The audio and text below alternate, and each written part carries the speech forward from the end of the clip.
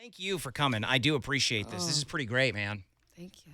You're absolutely welcome. So what's going on in your life? A lot has changed over the past couple of years, right? Like now you're on tour. You're going to be at the House of Blues later on tonight. Yeah. So I saw a tweet you had put out a little while ago. Like you kind of freaked out when you got on the tour bus? Yeah. Growing up, I didn't have anything. I mean, I went from living in South Phoenix. Before that, I was living in a mobile home. I lived in literally nothing. So to have a tour bus that had my own room and its own air conditioning and 2 flat screen TVs, it was insane. I called my mom on FaceTime and we were just crying, talking about how amazing life is and just how grateful I am to like be in the position that I'm at. It is pretty cool to, it's good that you have that vision and you're able to be grounded, because a lot of people are, hey man, I'm not looking back. That's well in the past. You're kind of holding on to that and you're sharing that with your fans, which is pretty cool. Yeah. I think not living in the past, but looking to the past gives us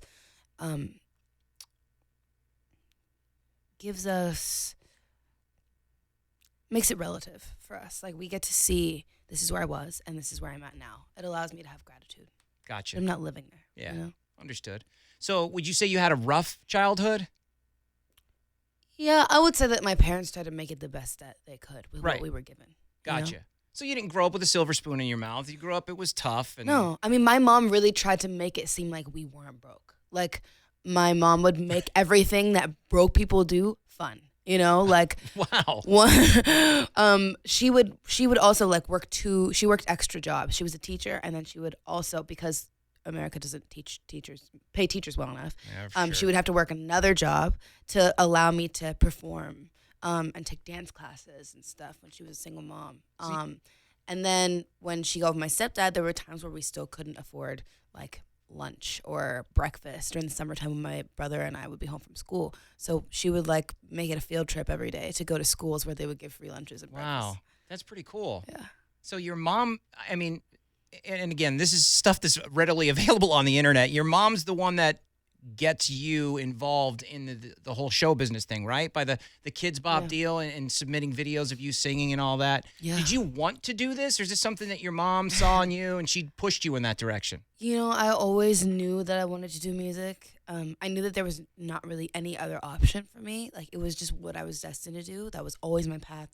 But how I got there was the part that I didn't know and I didn't really want to do. Mm-hmm. I had told my mom, because I was a freshman in high school, or going into high school at this point. It was the summer before my freshman year, and she put me into this contest, and she was telling me before she put me into it that she wanted to put me on it. I said no. I was like, all my friends are gonna make fun of me, like, not Kids Bop, Mom, come on. Right. And then, eventually she ended up doing it anyway and not telling me until I got to the finals. Wow. And then she was like, guess what? We're going to New York.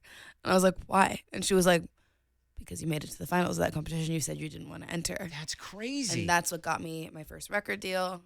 And that's what got me out to LA ultimately. Wow. That is awesome. So your mom had faith in you from the drop. You were scared to do it and she pushed you. Yeah. She's my biggest fan. That is so awesome. Knows what's best for me at all times. So let's talk a little bit about some of the stuff that you post. I checked out your Instagram, professionally done. Mine is a mess. You have all like beautiful photos of you lined up and everything. Twitter, I love the message that you're sending on there. We were talking off the air that a lot of the messaging that you put on your social media is about empowering, and you have some thoughts about how I got to be the best person I'm going to be. But then you start talking about some mental health issues and anxiety that you said you suffer. Why do you think that's a good idea to talk about in social media and discuss it just generally?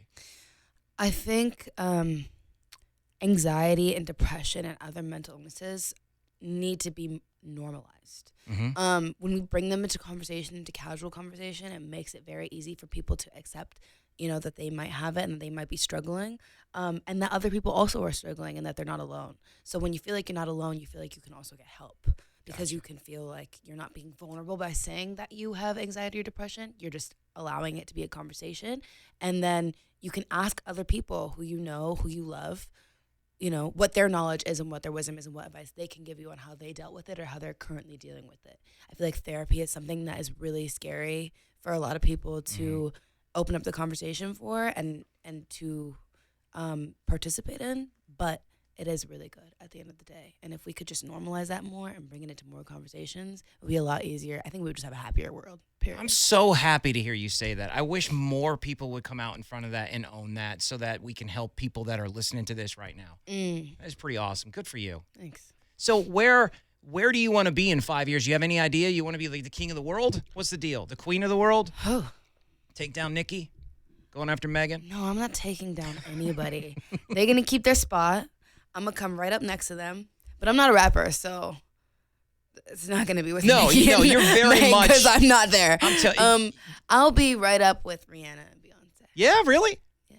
Good for you. Do you want to collab? I heard, yes. That's. Of course I do. I saw that. If they're brown, you want to do a collab with them, right? Those are your words. Oh, yeah. If they're a brown and they're a woman, I definitely want to do a collab with them. Yeah. So you and Rihanna on a single. Oh, yeah. One of your records I was playing the other day. Where is it? Where did I write it down? Bouncin'. One of my favorite all-time records. All time? Yes. It gives me a certain feel. Yeah, I know. Why does that shock you? I just feel so honored. But I could be the worst person in the world. As long as you like my music, that means you're a good person. Oh, all right. That's good. I like that. Only That's a good good people message. like my music. It's a good message. No, but seriously, here's the thing. That song gives me a certain feel. It's got like an old school bounce and vibe to it. I really dig that record. Thank you.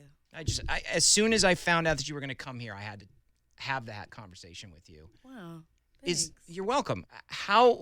So your goal is to just be on the same level as Rihanna in the world? Yeah. I mean, have you seen her? No. Stop lying to me right now. No. So you want to Stop lying to me.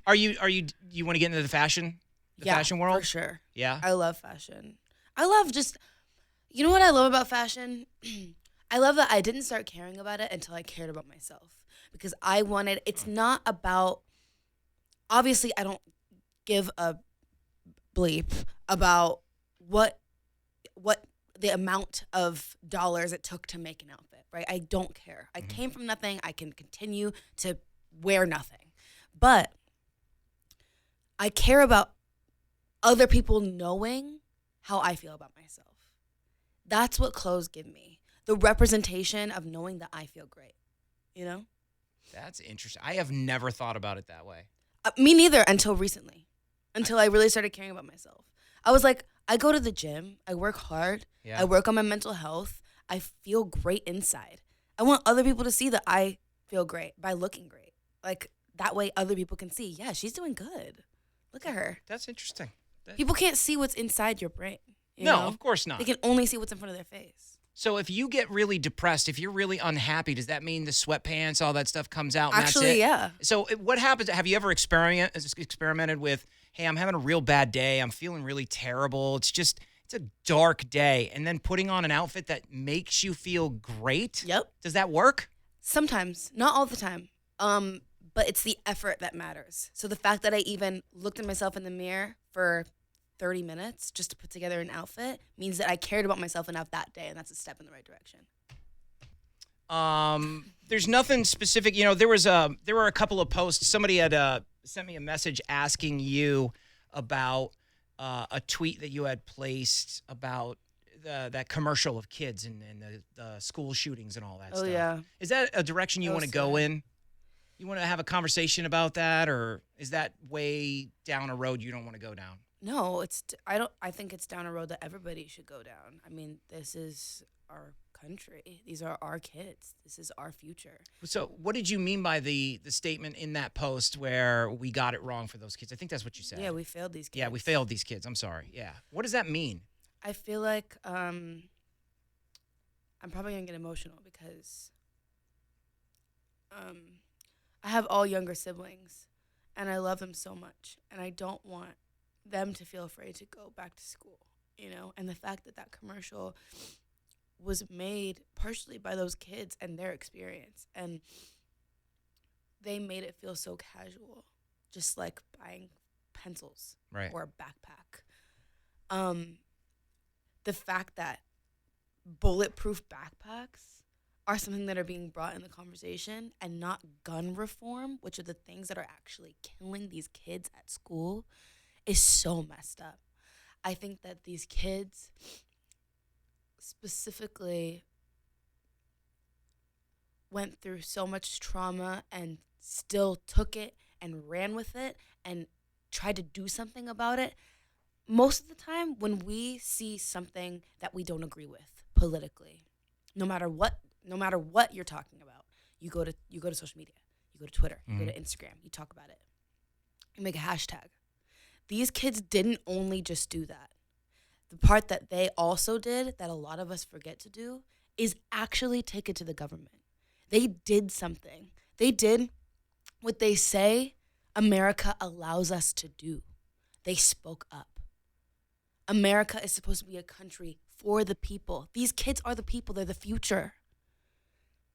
And they still got no resolve.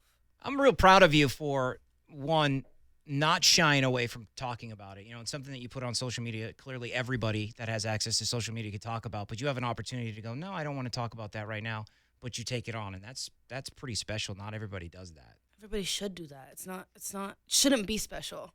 Like, these kids are special because they actually went through the trauma, and they're still taking it on. So I didn't go through that same trauma that they went through, but I feel like we failed them deeply, and it's a normal thing.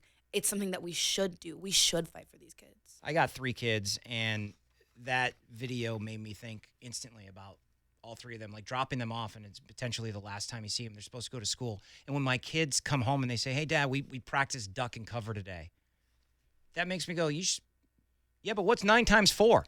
Exactly. Yeah. That's not what they should be learning about. No, you're right. And to the people that would, I just don't know how you can argue with that. You know, like, people will say, my right, my freedom, my guns, whatever you want to say. But how can you rebuttal children's lives? I don't know.